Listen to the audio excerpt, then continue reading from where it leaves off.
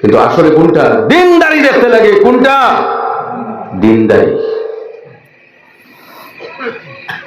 স্ত্রী জিজ্ঞাসা করতেছেন, মেয়ে কি আপনি দেখছেন? বলে আমি দেখি নাই। তাহলে কিভাবে আপনি বুঝলেন ওর অন্তরের মধ্যে আল্লাহর ডর আছে?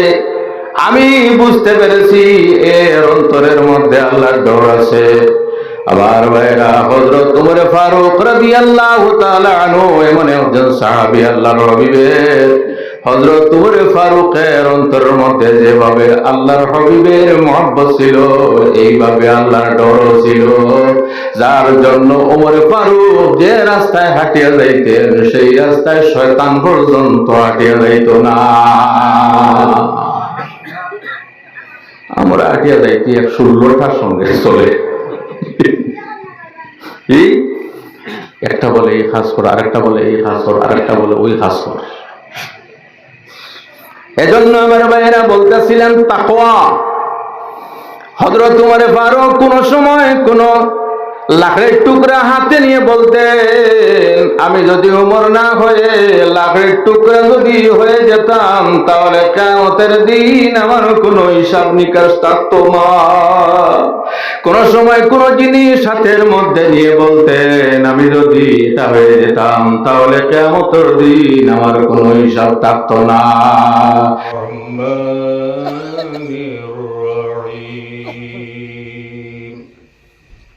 ومن يتق الله يجعل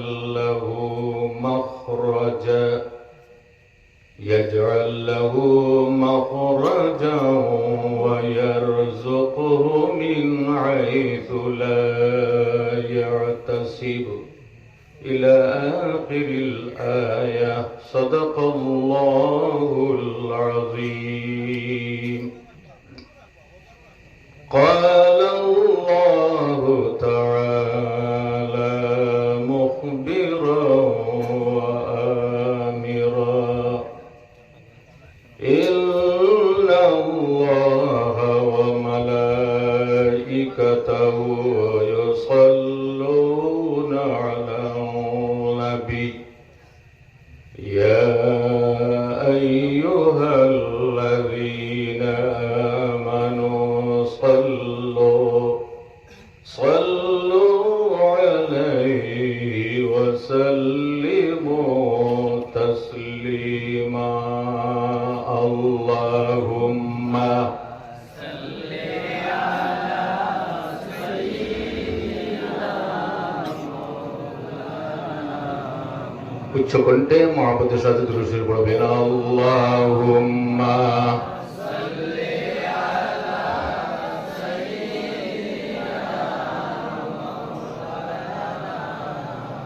وعلى آل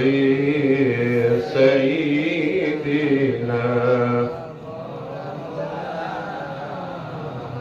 क़यामत में उनकी शान शफ़ाअत देखो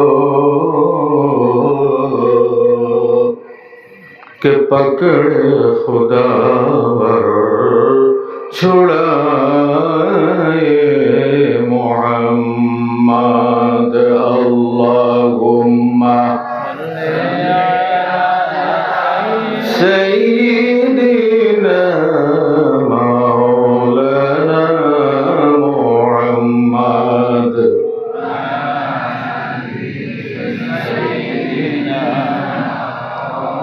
আপনারা জবান খুলে উচ্চ কণ্ঠে আন্তরিকভাবে আপনারা দুরূদ শরীফ পড়েন। আল্লাহুম্মা সাল্লি আলা সাইয়্যিদিনা ওয়া আলা আলি সাইয়্যিদিনা মাওলানা। হাইলাকান্দি রাঙ্গাউটি পার্ট 1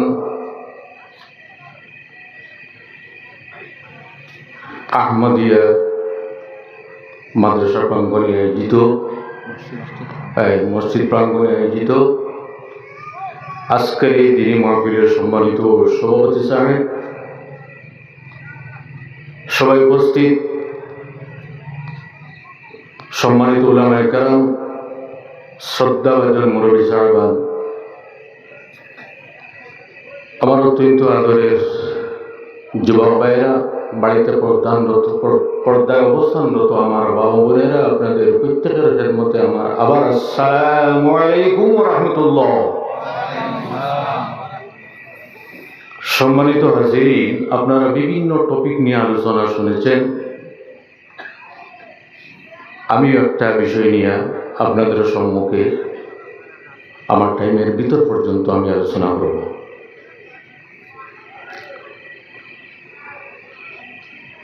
এই পৃথিবীতে আমি যদি জিজ্ঞাসা করি সম্মানিত কারা, হয়তো সে উত্তর দিবেন যাদের দোন আছে,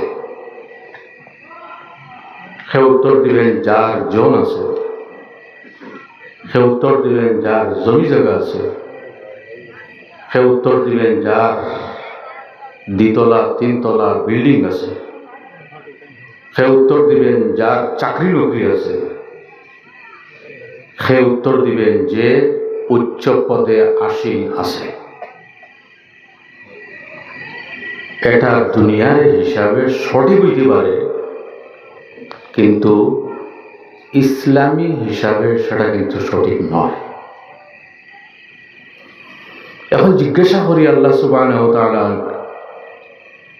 কে, আয় আল্লাহ আপনি বলুন তো সম্মানিত হয়, জানতে চান কিনা আপনারা? একটু দুই আওয়াজ দেন, জানতে চান কিনা? আয় আল্লাহ আপনি বলেন সম্মানিত করা। আল্লাহ যদি বলেন তাহলে আমরা মানতে রাজি আছি, সে অনুযায়ী আমাদের জীবন পরিচালিত করতে আমরা রাজি আছি। আল্লাহ সুবহানাহু ওয়া তাআলা ইরশাদ করেন কোরআন শরীফের মধ্যে, ইন্না আকরামাকুম ইনদাল্লাহি আতকাকুম, আল্লাহর কাছে সবচেয়ে সম্মানিত তারা যারা তোমাদের মধ্যে, যাদের অন্তরের মধ্যে আল্লাহর ডর সবচেয়ে বেশি। সুবহানাল্লাহ বলবেন না? কার ডর? আল্লাহর ডর। এই যে আল্লাহর ডর এমন একটা মেডিসিন, ধর্ম নির্বিশেষে আমি বলতেছি, যদি কোনো মানুষের অন্তরে প্রকৃতভাবে আল্লাহর ডর যদি তাকিয়ে থাকে, তাহলে সেই ব্যক্তি জীবনে কোনোদিন কোনো ঘৃণিত কাজের দিকে অগ্রসর হইবে না। এজন্য আমি এই টপিক রিলেটেড কোরআনে কারীম থেকে একটা আয়াতে কারিমা তিলাওয়াত করছি। আল্লাহ সুবহানাহু ওয়া তাআলা ইরশাদ করেন, ওমাই ইয়াত্তাকিল্লাহা ইয়াজআল লাহু মাখরাজা, যে ব্যক্তি আল্লাহকে ভয় করে তার জীবনের সমস্যার সমাধানের পথ আল্লাহ বের করে দেন। সুবহানাল্লাহ বলে। এজন্য এই পৃথিবীতে প্রত্যেক মানুষ এক সমান।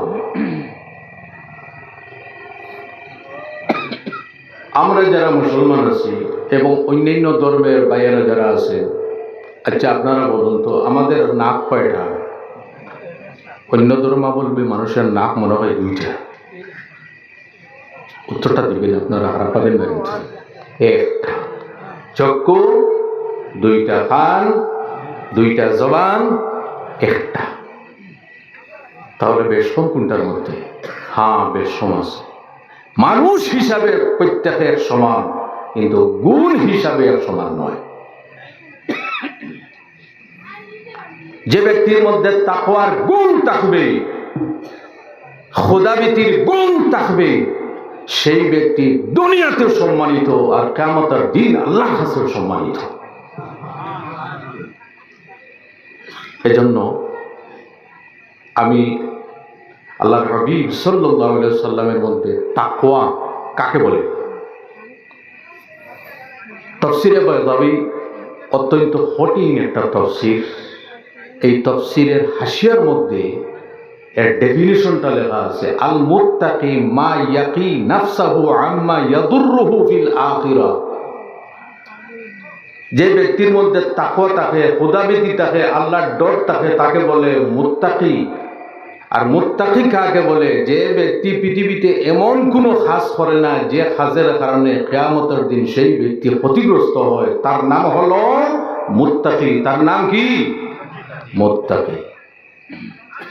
এখন এই পৃথিবীতে অসংখ্য অগণিত কাজ আছে যে কাজ করলে মানুষ লজ্জিত হয়, যে কাজ করলে মানুষ আল্লাহর কাছে ঘৃণিত হয়, হয় কি না? কিন্তু আপনারা যদি সাহাবায়ে কেরামের প্রতি, তাদের পরে যারা ছিলেন আউলিয়া কেরামের দিকে যদি আপনারা লক্ষ্য করেন, তাহলে আপনারা দেখবেন তাদের মধ্যে তাকওয়া কতটুকু ছিল। আর আমরা দিকে যদি একটা বার লক্ষ্য করি, তাহলে আমাদের মধ্যে তাকওয়া কতটুকু আছে। আমরা রাস্তায় হাঁটে যেতে সময় যদি টাকার যদি 200, 300, 400, 500 টাকা যদি আমরা রাস্তায় দেখি, তাহলে ডান দিকে চাইবো, বাম দিকে চাইবো, সামনের দিকে চাইবো, ফট করে পকেটের ভিতরে। এটা হলো তাকওয়ার পক্ষে না তাকওয়ার বিপক্ষে?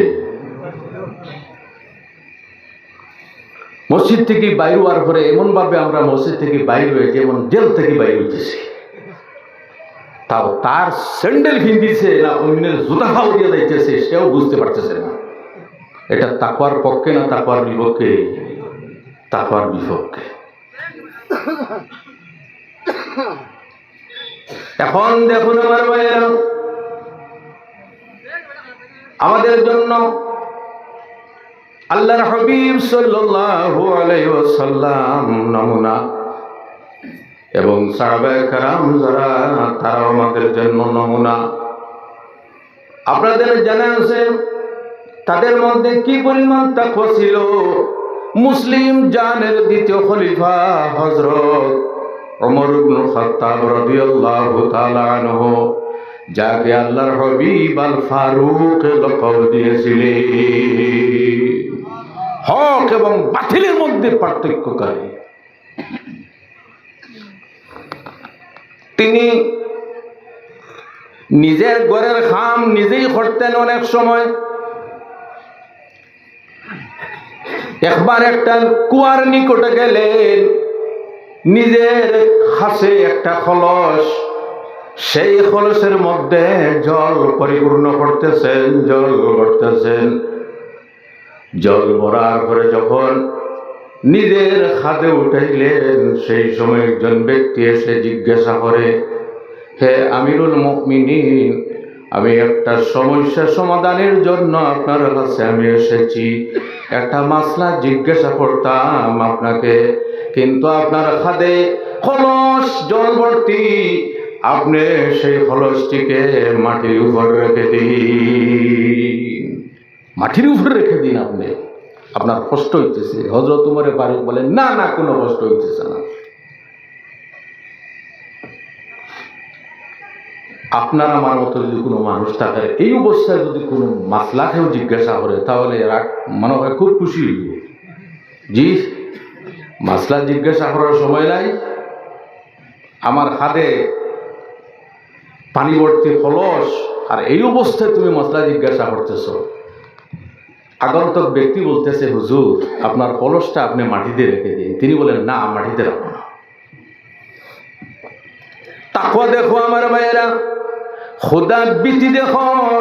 হযরত ওমর ফারুক নিজের পা ভেঙ্গে হাঁটুর উপর রেখে বলতেছেন, তোমার সমস্যা কি আমার কাছে ব্যক্ত করো। সে বলতেছে, হুজুর আগে তো কলসটা কিন্তু খাদে ছিল, ভালো অবস্থায় ছিলেন, এখন কলসটা কিন্তু আপনার হাঁটুর উপর, আপনার কষ্ট হইতেছে, মাটিতে রেখে দেন।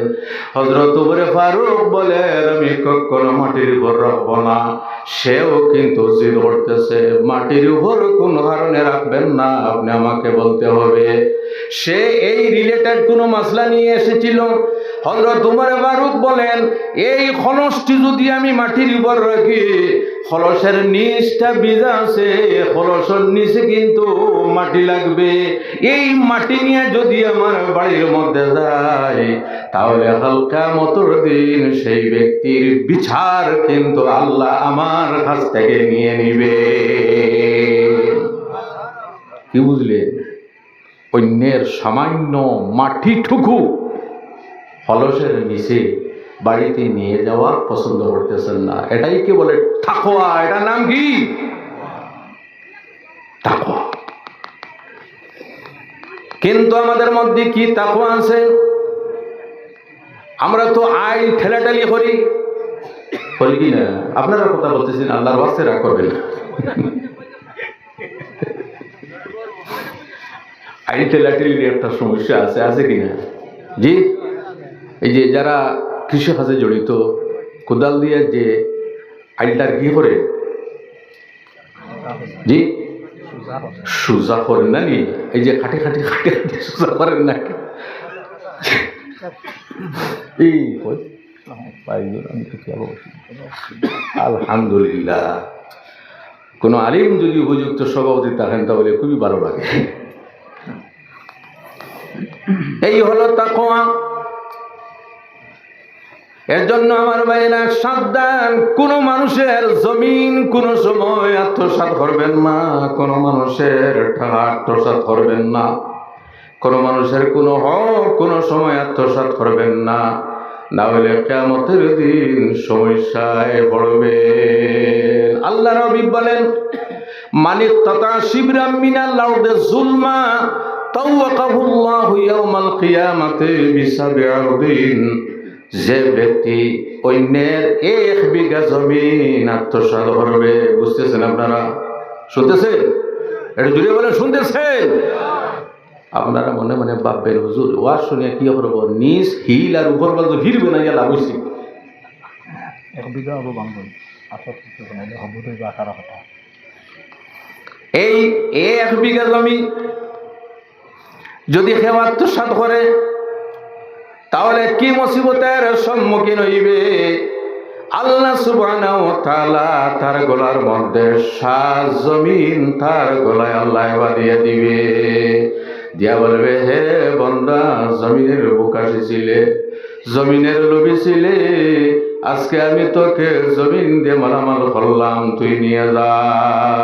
যাওয়া সম্ভব? আপনারা কথা বলেন না কেন? যাওয়া সম্ভব? এক টুকরি মাটি বন করে নিয়ে যাওয়া যায় না।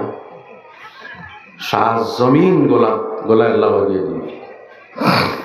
এজন্য আমার ভাইরা, হযরত ওমর ফারুক রাদিয়াল্লাহু তাআলা আনহুর আরেকটি ঘটনা আমি বলি। আমাকে বলেছিলেন, হুজুর সাহাবায়ে কেরাম করে কোন কোন জনের ঘটনা আপনি বর্ণনা করবেন শিক্ষণীয় বিষয়ে। শিক্ষণীয় বিষয় আমরা তো শুনি, কিন্তু তা থেকে শিক্ষা গ্রহণ করতে রাজি হই না। হযরত ওমর ফারুক রাদিয়াল্লাহু তাআলা আনহু রাত্রে মানুষ কি অবস্থায় আছে তা পর্যবেক্ষণ করার জন্য রাত্রে বের হতেন। কোনো গার্ড নেই, কোনো বডিগার্ড নেই, কেউ নেই সঙ্গে। কে আছে? আল্লাহ। একদিন রাত্রে বের হলেন। বের হওয়ার পরে এক বাড়ির সম্মুখে গিয়ে মা এবং মেয়ের মধ্যে দ্বন্দ্ব শুনতে পান। কি দ্বন্দ্ব? মা বলতেছে মেয়েকে, ওগো মেয়ে, তুমি দুধের মধ্যে পানি মিলাইয়া দেও, আগামীকালকে আমরা দুধ বিক্রয় করবো বেশি। মেয়ে বলতেছে, আমি কখনো দুধের মধ্যে জল মিলাইব না। বুঝতেছে? ফরেজগারি। আমি একবার, এই যে যারা দুধ বিক্রয় করে কি বলে, গুয়ালা। আচ্ছা, আমি আবার জিজ্ঞাসা করলাম, ভাই তোমরা দুধের মধ্যে জল মিলাও নাকি? বলো, না স্যার, আমরা দুধের মধ্যে জল মিলাই না, জলের মধ্যে দুধ মিলাই দিই। এখন এমন পাউডার বাইর হয়েছে, একেবারে অবিকুল দুধ। খাদ্য ভেজাল, মশলা ভেজাল, প্রত্যেক জিনিসের মধ্যে ভেজাল, যার জন্য আমাদের জীবনটা কিন্তু অত্যন্ত খাতরার মধ্যে পড়তেছে। মশলা ফ্যাক্টরি আছে, কিন্তু দেখবেন ইটের গুঁড়া মিশানো থাকে। এখন তো আমার ভাইয়েরা কি বিপদ, আপনি যে খাবার গ্রহণ করবেন, এখন তো আসলি চাউল না প্লাস্টিকের চাউল আপনার ধরা মুশকিল আছে, ঠিকই না? হায় হায়। হযরত উমর ফারুক রাদিয়াল্লাহু তাআলা আনহু শুনলেন, মেয়ে বলতেছে, মা বলতেছেন, তুমি দুধের মধ্যে পানি মিলাইয়া বেশি করে দেও, আমরা সকালে বিক্রয় করব।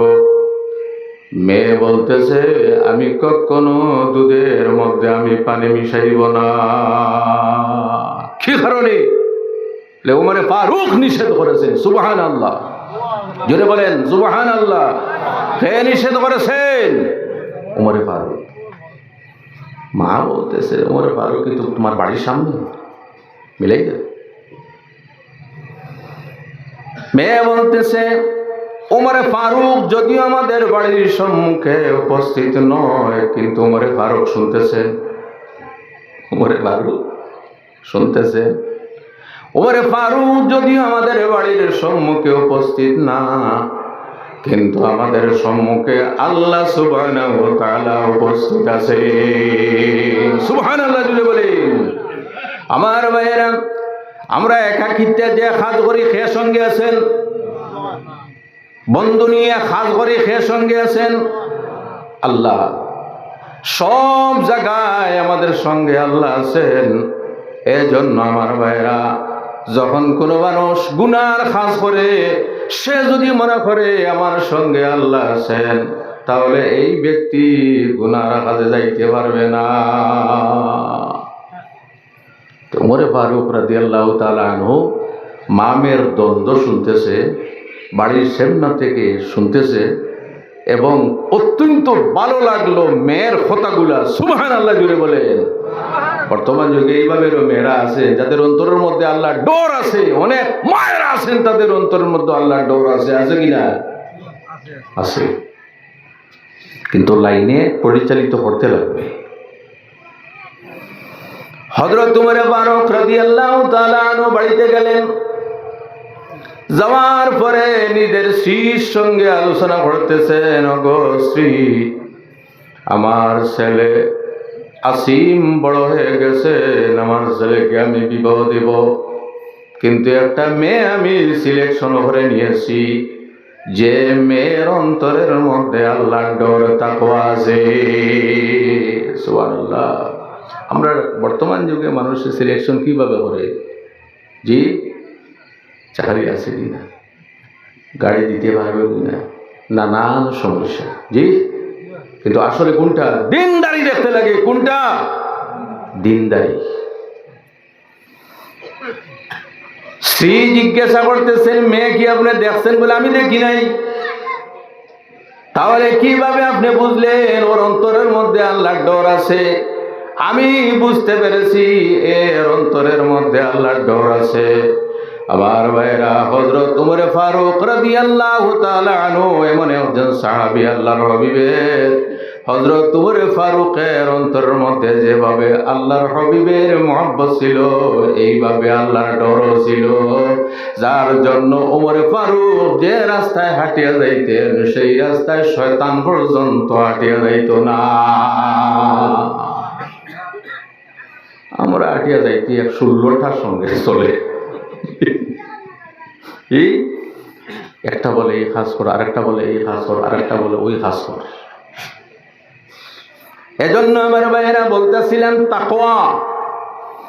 হযরত উমর ফারুক কোন সময় কোন লাকড়ির টুকরা হাতে নিয়ে বলতেন, আমি যদি উমর না হয়ে লাকড়ির টুকরা যদি হয়ে যেতাম, তাহলে কিয়ামতের দিন আমার কোনো হিসাব নিকাশ থাকতো না।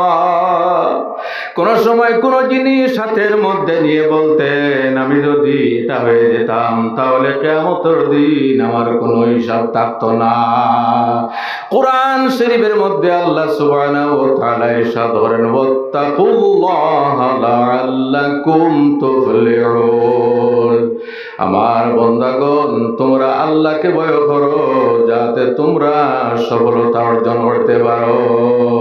জোরে জোরে পড়ো না আল্লাহ।